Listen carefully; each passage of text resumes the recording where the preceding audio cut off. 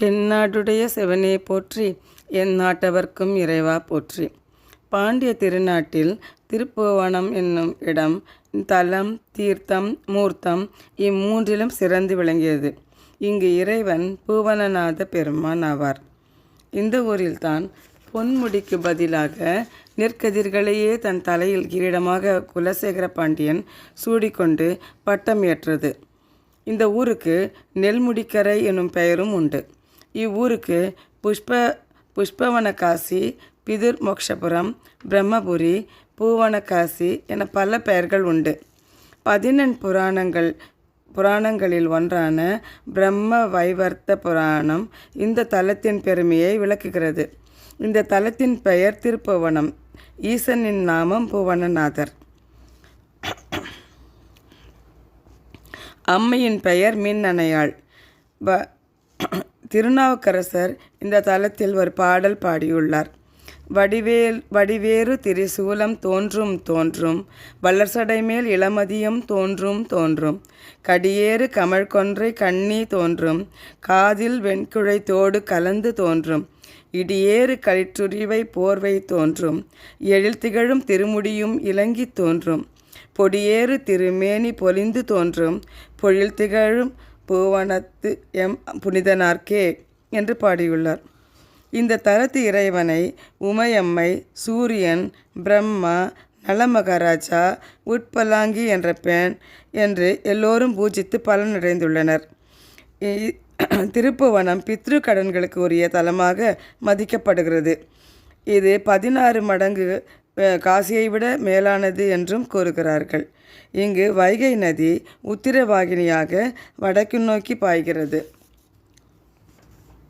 இவ்வளவு சிறப்பு வாய்ந்த அந்த ஊரில் பொன்னணையாள் என்ற பெண் வீணை இசைப்பதிலும் இனிமையான பாடல்களை பாடுவதிலும் நடனமாடுவதிலும் சிறந்து விளங்கினாள். தினசரி பூவனநாதரை வணங்கி சிவனடியார்களுக்கு அறுசுவை உணவு படைப்பதை தன் பெரும் கடமையாக செய்து வந்தாள். அதன் பிறகேதான் உணவு உட்கொள்ளும் வழக்கத்தை கொண்டிருந்தாள். இவள் தான் இசை பாடுவதிலும் நடனம் ஆடுவதிலும் கிடைத்திடும் பொருள்கள் யாவையும் சிவனடியார்களுக்கே செலவழித்து வந்தாள். இந்நிலையில் அவளுக்கு இறைவனின் திருவுருவை பொன்னால் பிரதிஷ்டை செய்ய வேண்டும் என்ற எண்ணம் தோன்றி அதே சிந்தனையோடு இருந்து வந்தாள். எந்நேரமும் தன்னையே தியானித்து வரும் அவளின் பக்தியை உலகறிய செய்ய திருவுளம் கொண்டார் இறைவன்.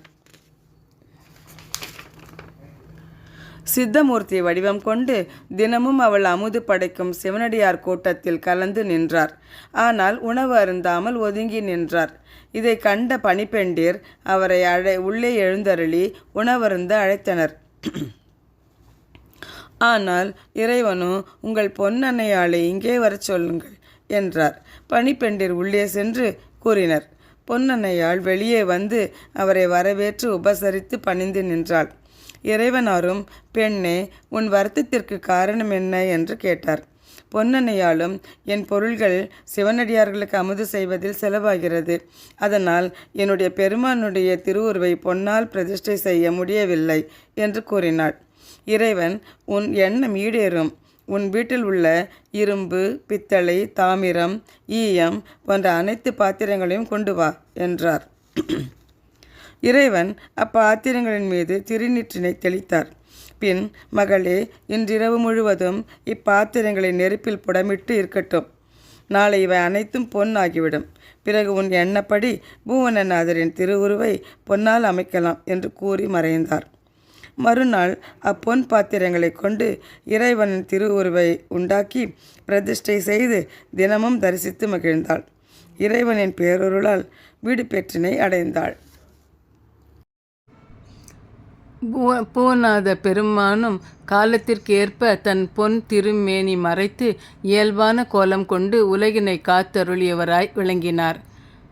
திருச்சிற்றம்பலம்.